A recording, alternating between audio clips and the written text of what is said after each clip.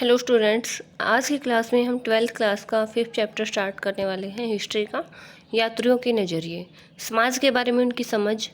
ये जो चैप्टर है इसमें हम 10वीं से 17वीं शताब्दी तक का जो टाइम पीरियड है उस टाइम पीरियड के बारे में पढ़ेंगे कि इस टाइम में कौन कौन से विदेशी यात्री भारत में आए थे और उन्होंने भारत के बारे में क्या क्या वर्णन किया है। अपनी जो बुक्स उन्होंने लिखी हैं उसमें किस तरीके से भारत का वर्णन किया है।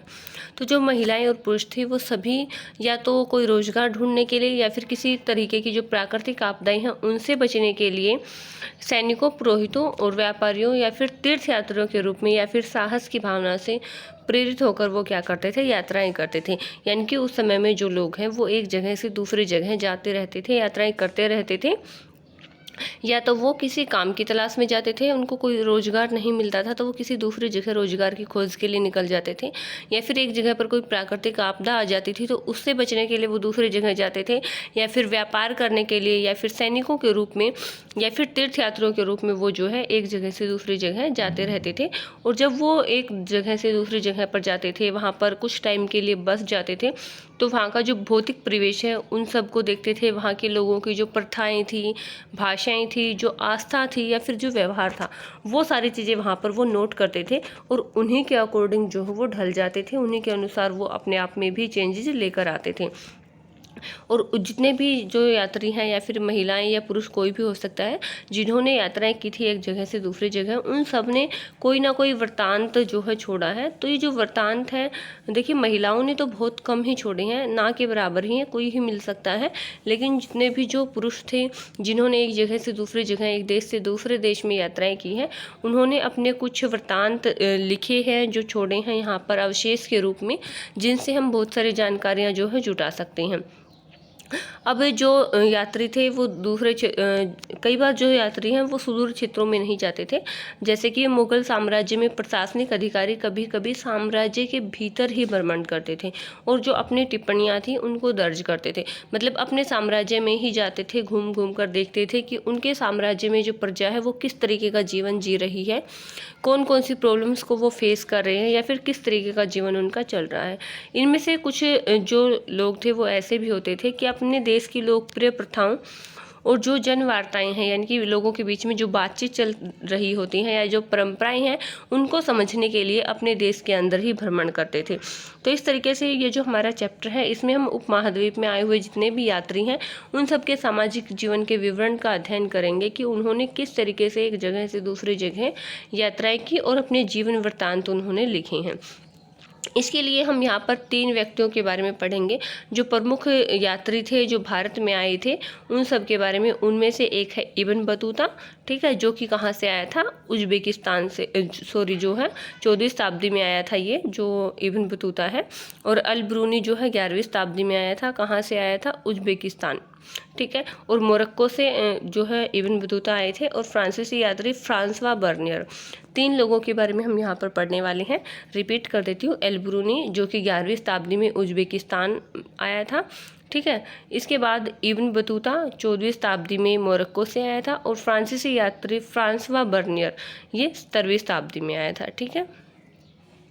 अब देखिए बहुत सारे जो इतिहासकार मानते हैं, जो यात्री मानते हैं, उन्होंने नारियल और पान जैसी जो चीज़ें हैं उनको असामान्य माना था, यानी कि उनके देश में इस तरीके की चीज़ें नहीं पाई जाती थी।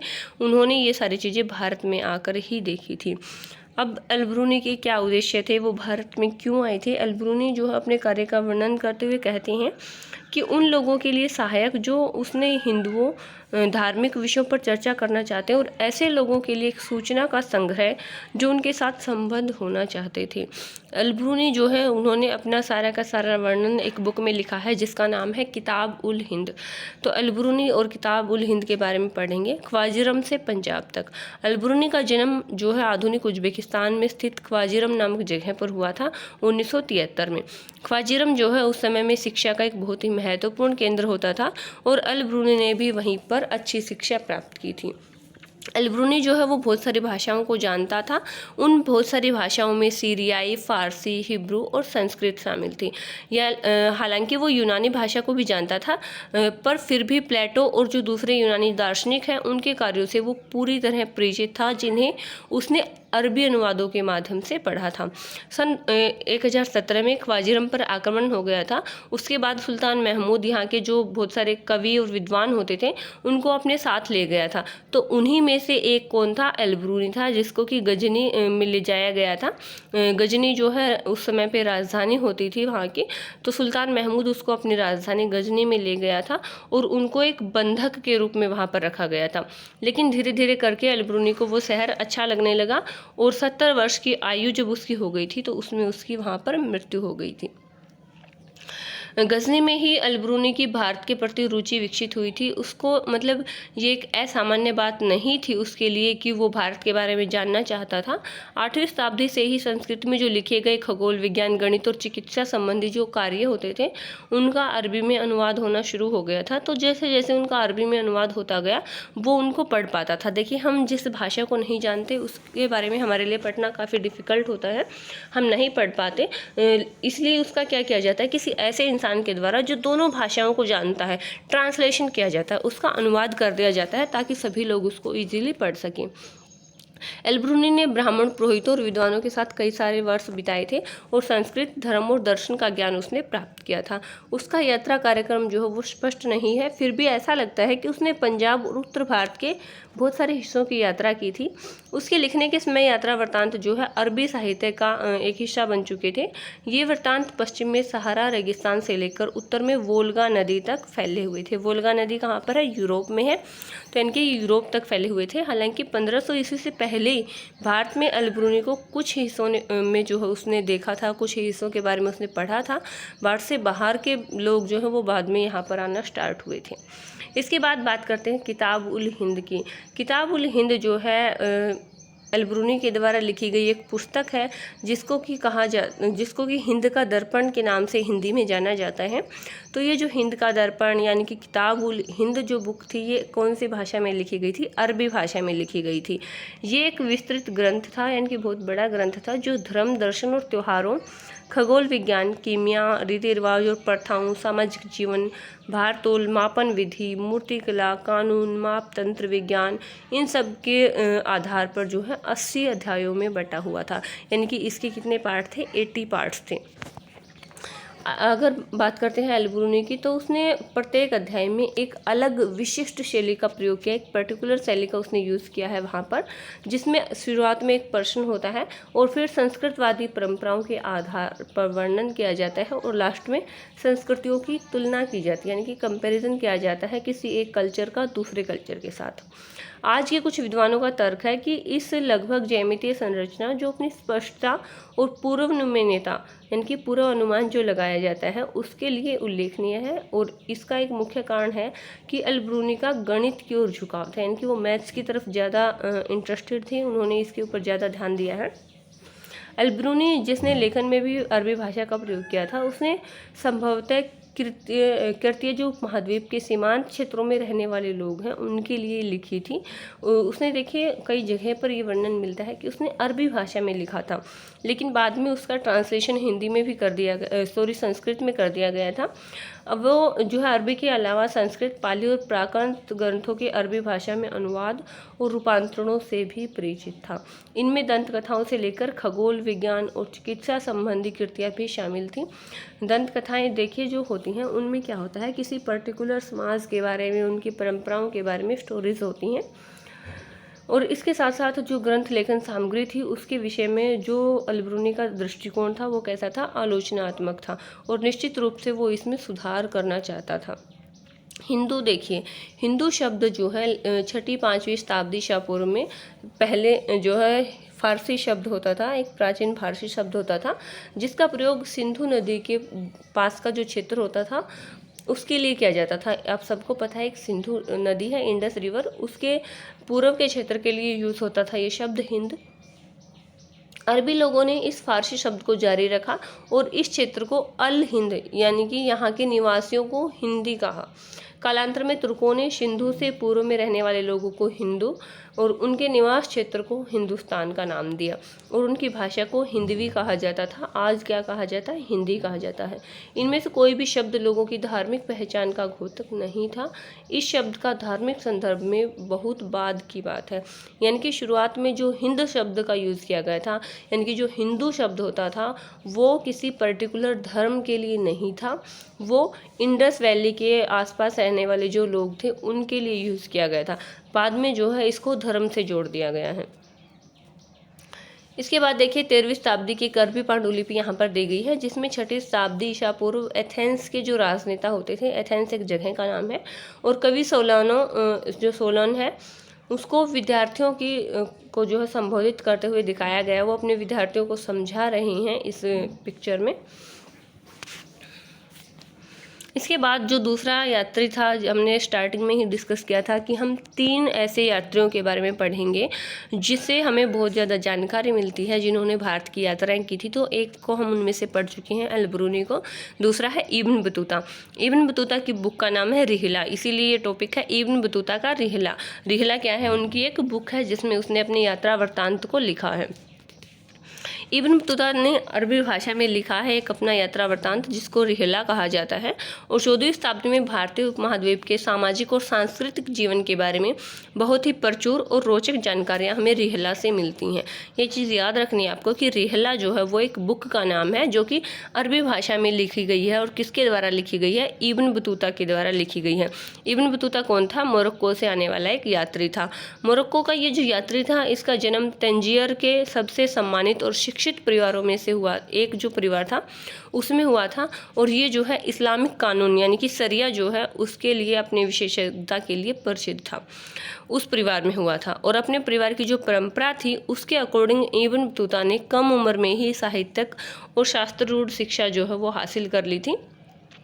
अपनी श्रेणी के अन्य सदस्यों के विपरीत, यानी कि उसकी उम्र के जो और लोग थे उनके विपरीत, इब्न बतूता पुस्तकों के स्थान पर यात्राओं से अर्जित जो अनुभव होता था उसको अधिक महत्वपूर्ण स्रोत मानते थे। इतना अच्छा सोर्स मानते थे कि हम जो है पुस्तकों को पढ़ने के अलावा अगर खुद यात्राएं करें, खुद उन एक्सपीरियंस को देखें, उन अनुभवों को जो खुद फील करें, तो वो और भी ज़्यादा बेटर है, जिससे हम ज़्यादा जानकारियाँ इकट्ठा कर सकते हैं।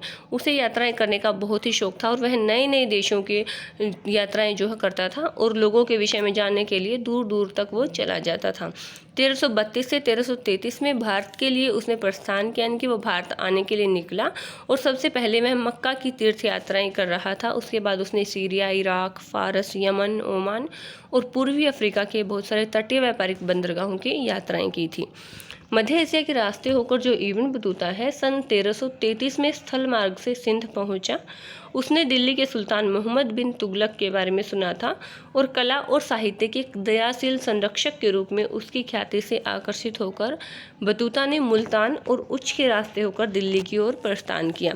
यानी कि जो इब्न बतूता हैं उनको पता था कि जो दिल्ली के सुल्तान हैं, मुग़ल शासक मोहम्मद बिन तुगलक, वो जो है कला की तरफ जो है बहुत ही ज़्यादा आकर्षित होते हैं, और कला और साहित्य के बहुत अच्छे संरक्षक हैं, यानी कि उनकी रक्षा करने वाले हैं। तो इसीलिए वो जो है उनकी तरफ जो है आए, और उन्होंने सुल्तान ने उनकी विद्वता से प्रभावित होकर उसको दिल्ली का काजी यानी कि न्यायाधीश बना दिया, और इस पद पर वो काफ़ी सालों तक काम करते रहे। फिर उसे जो है उसने अपना विश्वास खो दिया, और उसको क्या कर दिया गया? कारागार में कैद कर दिया गया। यानी कि सुल्तान को लगने लगा कि अपना काम अच्छे से नहीं कर रहा है। बाद में सुल्तान और उसके बीच की जो गलत फहमी थी वो दूर हो गई थी, और उसे राजकीय सेवा में पुनर्स्थापित कर दिया गया था। यानी कि उसको कारागार से यानी कि जेल से निकाल कर दोबारा से अपना जो काम है वो सौंप दिया गया था। 1342 ईस्वी में मंगोल शासक के पास सुल्तान के दूत के रूप में चीन जाने का आदेश उसको दिया गया था। किसको? इब्न बतूता को। अब उसकी जो नई नियुक्ति थी, जो कि उसको जो मंगोल के शासक हैं उनके पास सुल्तान के दूत के रूप में जाना था। उसके बाद इब्न बतूता मध्य भारत के रास्ते मालाबार तट की ओर गया, और मालाबार से वो मालदीव गया, जहाँ पर 18 महीनों तक उसने किसके पद पर काम किया? काजी के पद पर काम किया, और लास्ट में उसने श्रीलंका जाने का निश्चय किया। वो बाद में क्या सोच रहा था कि वो श्रीलंका जाएगा। बाद में एक बार फिर वह मालाबार तट और मालदीव गया और चीन जाने के अपने कार्य को दोबारा शुरू करने से पहले वह बंगाल और असम भी गया। यानी कि वो चाइना जाने से पहले, चीन जाने से पहले मालाबार तट गया, मालदीव गया और श्रीलंका गया। उसके बाद दोबारा से मालाबार तट और मालदीव दोबारा गया और फिर वह चीन के लिए निकला। और इन सबसे पहले वो बंगाल और असम में भी गया था। वह जहाज़ से सुमात्रा गया और सुमात्रा से एक अन्य जहाज़ से चीनी बंदरगाह नगर जो था जायतून, जो कि आज क्वांजू के नाम से जाना जाता है, वहाँ पर गया। उसने व्यापक रूप से चीन में यात्रा की और वह बीजिंग तक गया, लेकिन वहाँ लंबे समय तक नहीं ठहरा। 1347 में उसने वापस अपने घर जाने का निश्चय कर लिया और चीन के विषय में उसके जो वृत्तांत है उनकी तुलना मार्को पोलो, जिसने 13वीं शताब्दी के अंत में वेनिस से चलकर चीन की यात्रा की थी, उसके वृत्तांत से की जाती है। यानी कि मार्को पोलो जो है वो भी एक यात्री था जिसने यात्रा की थी भारत की, और भारत के अलावा उसने और भी देशों की यात्राएं की थी। उसका जो यात्रा वृत्तांत है उससे जो है कंपेयर किया जाता है इब्न बतूता के वृत्तांत को। इब्न बतूता ने नवीन संस्कृतियों, लोगों, आस्थाओं, मान्यताओं आदि के विषय में अपने अभिमत को सावधानी और कुशलतापूर्वक दर्ज किया।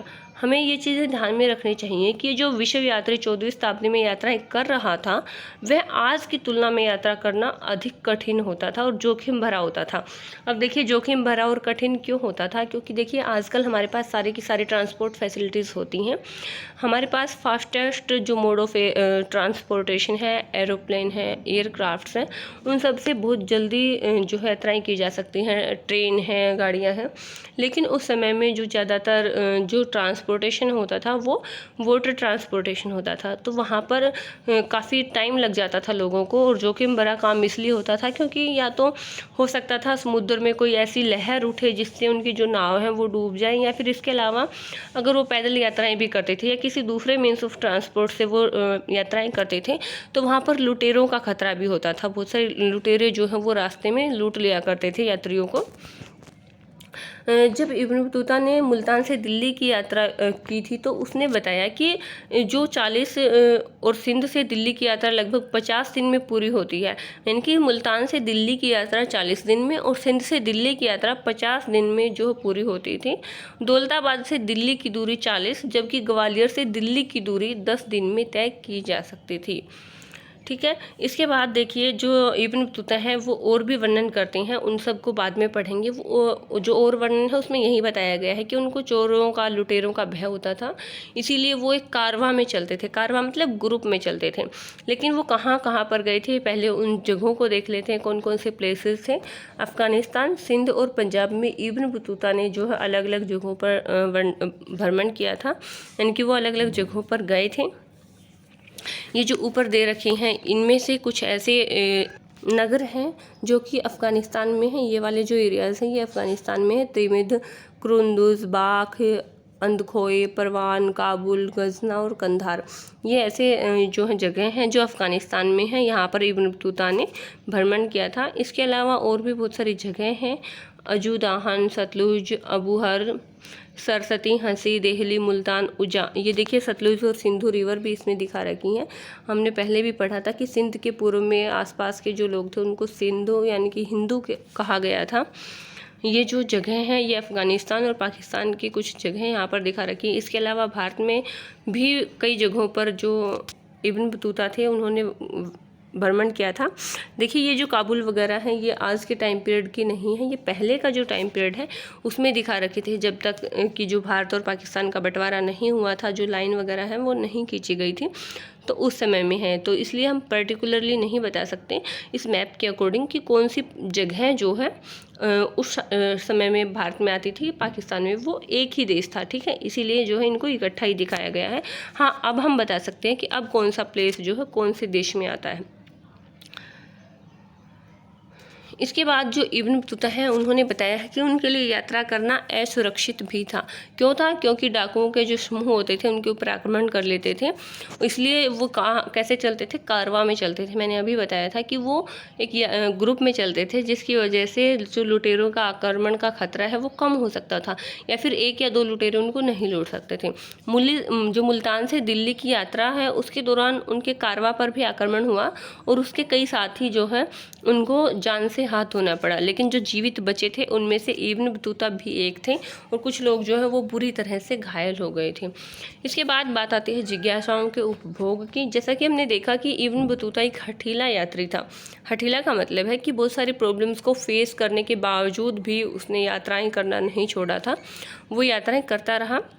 उसने उत्तर पश्चिम अफ्रीका में अपने निवास स्थान मोरक्को वापस जाने से पहले कई वर्ष उत्तरी अफ्रीका, पश्चिमी एशिया, मध्य एशिया के कुछ भागों और हो सकता है कि वो रूस में भी गया हो और भारतीय उपमहाद्वीप और चीन की यात्राएं उसने की थी। लेकिन जब वो वापस गया तो स्थानीय शासक ने निर्देश दिए कि उसकी कहानियों को दर्ज किया जाए। क्यों? क्योंकि वो विश्व के बहुत सारे देशों में, बहुत सारे पार्ट्स में घूम कर गया था। वहाँ से उसने जो जो चीज़ें देखी उन सब के उसने एक बुक लिखी थी जो कि रिहला के नाम से जाने जाते हैं। हमने स्टार्टिंग में ही पढ़ा था। अभी बात आती है शिक्षा और मनोरंजन की। इब्न जुजाई, जिसने इब्न बतूता के श्रुत लेखों को लिखने के लिए नियुक्त किया गया था, उसने कुछ प्रस्तावना में कोई चीज़ें जो लिखी हैं उनमें से कुछ यहाँ पर दिए गए हैं। राजा के द्वारा एक शालीन निर्देश दिया गया कि वे इब्न बतूता, वे का मतलब इब्न बतूता जो है वो अपनी यात्रा में देखे गए जितने भी शहर हैं उनका और अपनी याद में उसने जो जो घटनाएं बिठाई हैं, यानी कि जो जो चीज़ें उसको याद है कि वो कहाँ गया, वहाँ पर उसके साथ क्या हुआ, वो सारी चीज़ें जो है वृत्तांत में लिखवाए। और साथ ही जो अलग अलग देशों के शासक थे जिससे वो मिले थे और जितने भी महान साहित्यकारों से वो मिले थे, जितने भी धर्मनिष्ठ संतों से वो मिले थे, उन सब के बारे में बताए और उन सबको एक बुक में लिखवाए जिसके अकॉर्डिंग जो है उसकी सारी की सारी जानकारी वो सभी को मिल सके। साथ ही उन्होंने कई प्रकार के जो असाधारण विवरण थे जिनके प्रतिपादन से लाभप्रद उपदेश मिलते हैं, या फिर जो असाधारण चीज़ें उन्होंने देखी थी, उनके देश में जो चीज़ें नहीं होती थी, जैसे कि नारियल और पान को भारत में असामान्य माना गया है। भारत में आने के बाद उन्होंने जो है इस तरीके की चीज़ें पहले नहीं देखी थी। हमारे लिए ये चीज़ें सामान्य हैं लेकिन उनके लिए कैसी होती थी, असामान्य होती थी। तो इस तरीके की जो भी चीज़ें थी उन सबको एक वृत्तांत में लिखने का जो उसको निर्देश दिया गया था वहाँ के शासक के द्वारा।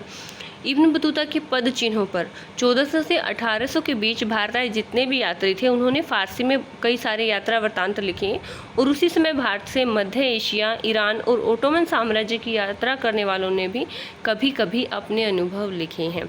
यानी कि जो भी यात्री भारत में आए थे उनमें से मैक्सिमम ने जो फारसी भाषा थी उसमें अपने यात्रा वृत्तांत लिखे थे। इसके अलावा जो दूसरे देशों से, यानी कि जो मध्य एशिया, ईरान, ओटोमन साम्राज्य, इस तरीके की जो जगह थी वहाँ से भारत में आए थे, उन्होंने भी कोशिश की कि वो भी अपने वृत्तांत लिखें।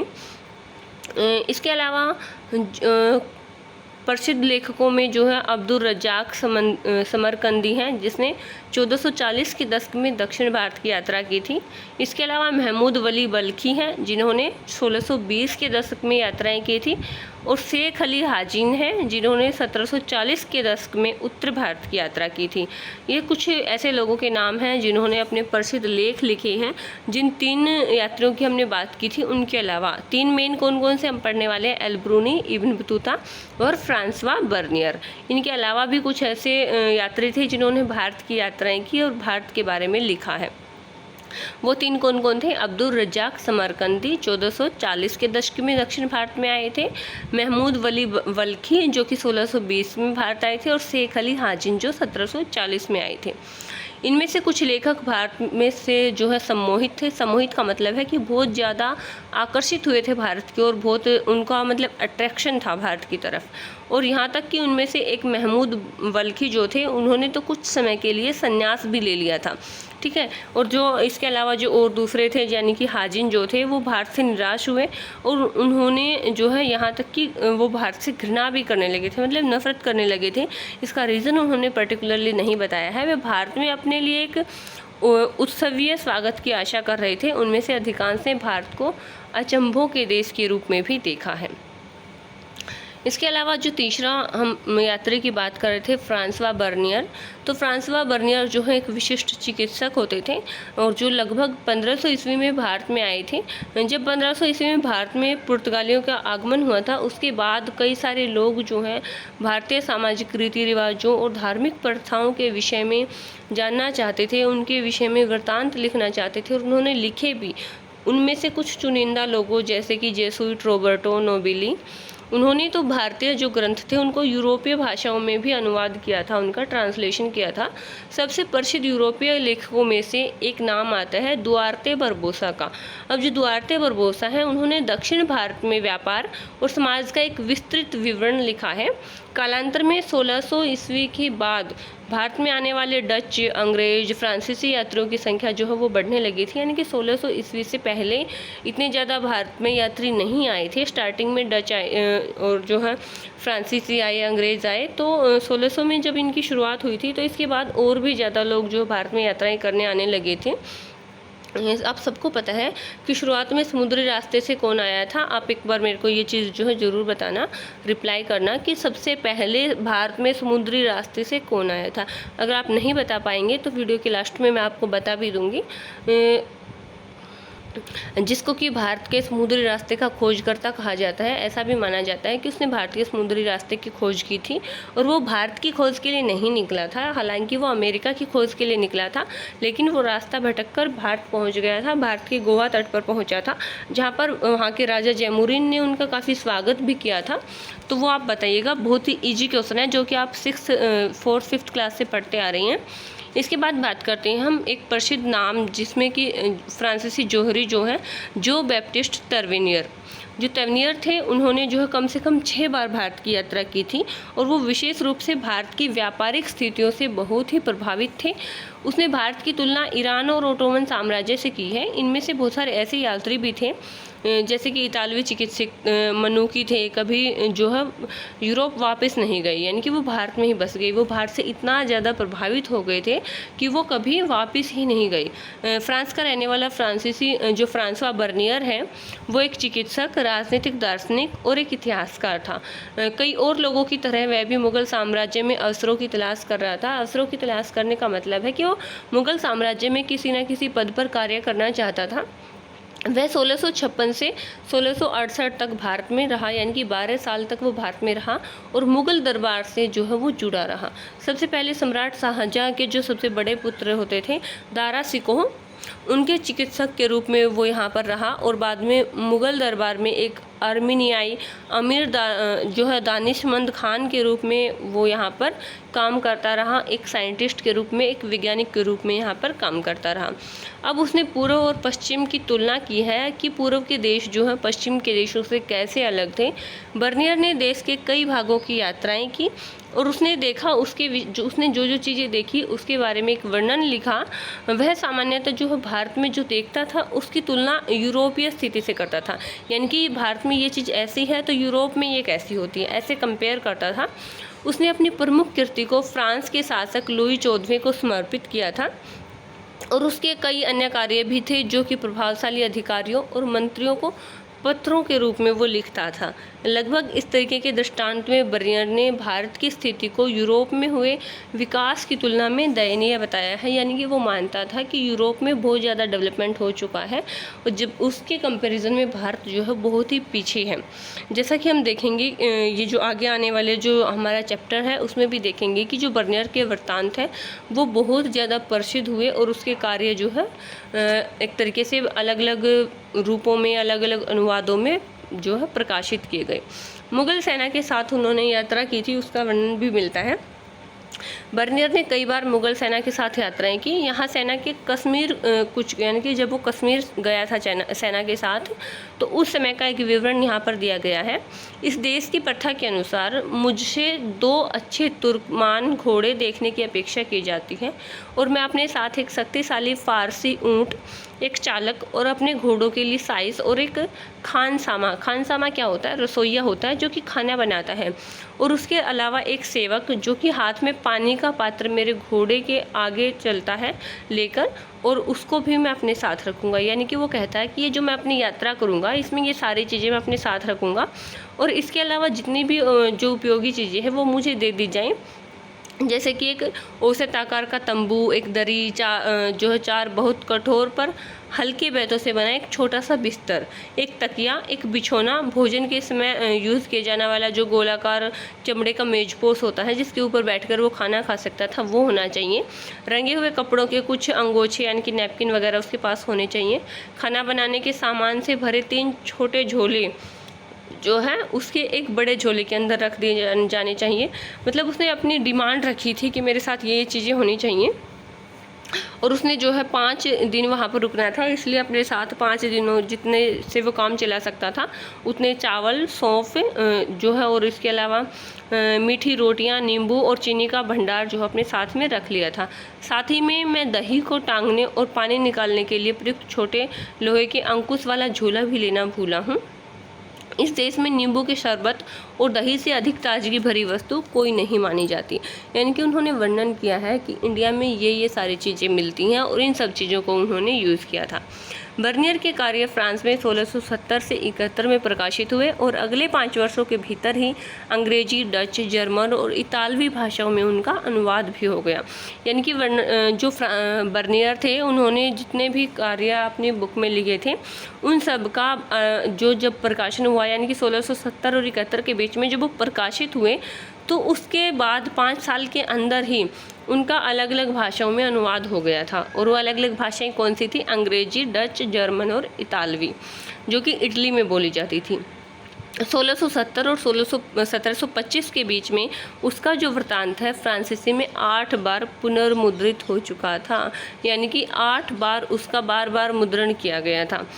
और 1684 तक यह 3 बार अंग्रेजी में पुनर्मुद्रित हुआ, और अरबी और फारसी वृत्तांतों जिनका प्रसार हस्तलिपियों के रूप में होता था और जो 1800 से पहले सामान्यतः प्रकाशित नहीं होते थे, कि पूरी तरह विपरीत था। यानी कि उन सब से अलग था।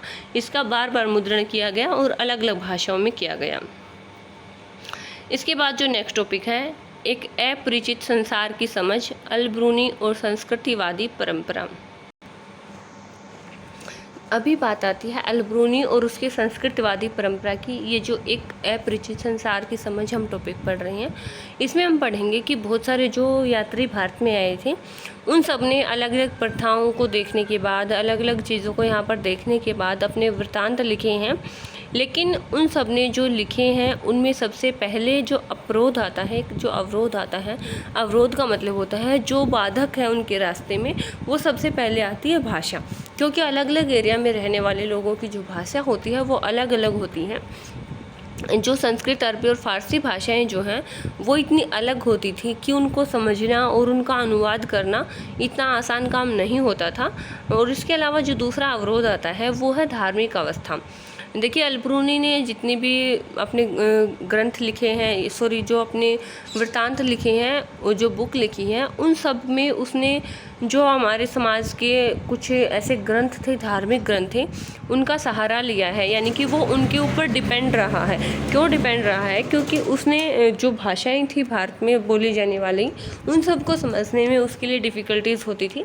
उसने वेदों, पुराणों, भगवत गीता और पतंजलि की जो कृतियाँ हैं, या फिर इसके अलावा जो मनुस्मृति है, एक पवित्र ग्रंथ है, उन सब से भी बहुत सारी चीज़ें अपने वृत्तांतों में ऐड की हैं।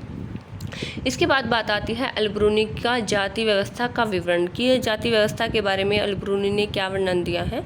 तो अल-ब्रूनी ने अन्य समुदायों के प्रतिरूपों की खोज के माध्यम से जाति व्यवस्था को समझने की कोशिश की, और उसने लिखा है कि जो प्राचीन फारस में 4 सामाजिक वर्गों की मान्यताएं थी।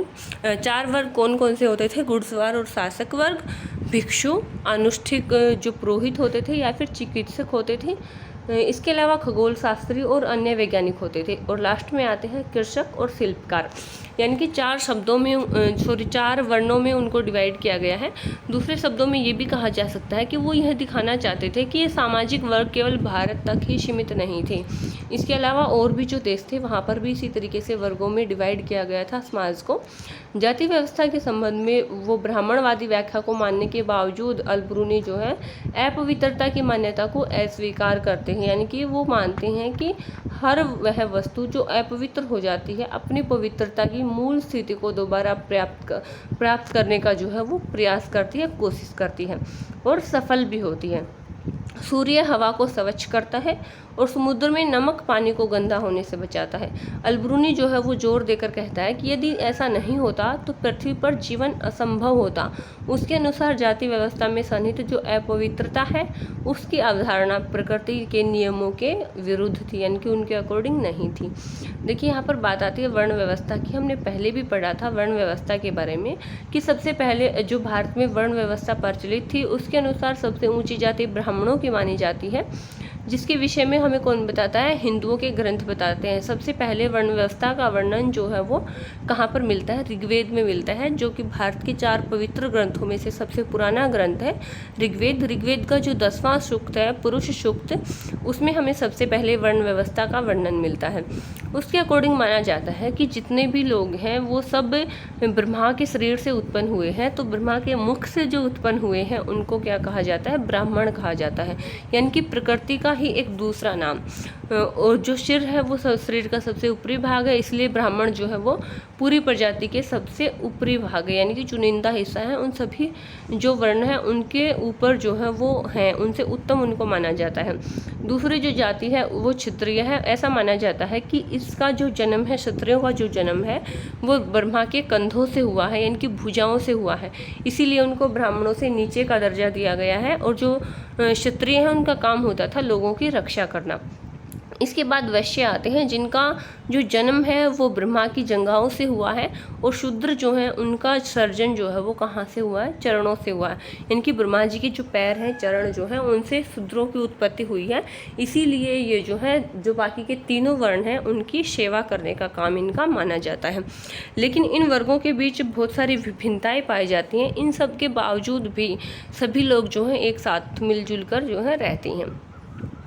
जैसा कि हमने देखा कि जाति व्यवस्था के विषय में अलब्रूनी का विवरण उनके जो नियामक संस्कृत ग्रंथ हैं उनके अध्ययन से पूरी तरह प्रभावित था। उन्होंने अलग अलग दृष्टिकोण जो थे समाज में, उनको जो कड़ी निंदा की है कि ये जो हमारा वास्तविक जीवन है इसमें इन सारी चीज़ों की कोई जगह नहीं होनी चाहिए। समाज में जिसमें इंसान ने जन्म लिया है वो सब एक ही जैसे हैं, लेकिन पहले जो वर्ण व्यवस्था थी वो काम के आधार पर होती थी, कर्म आधारित होती थी, लेकिन बाद में ये जन्म आधारित होने लगी। कर्म आधारित का मतलब है कि जो काम उनके द्वारा किया जाता था उसके ऊपर आधारित थी, ठीक है। और लेकिन जन्म आधारित बाद में ऐसे होने लगी कि जिसका जिस परिवार में जन्म होता है उसका जो है वही धर्म माना जाने लगा। आज की क्लास में हम इतना ही डिस्कस करेंगे। नेक्स्ट टॉपिक जो है हम नेक्स्ट क्लास में लेकर आएंगे। Thank you, have a good day. अगर वीडियो अच्छी लगे तो वीडियो को लाइक शेयर और सब्सक्राइब जरूर कीजिएगा। Thank you.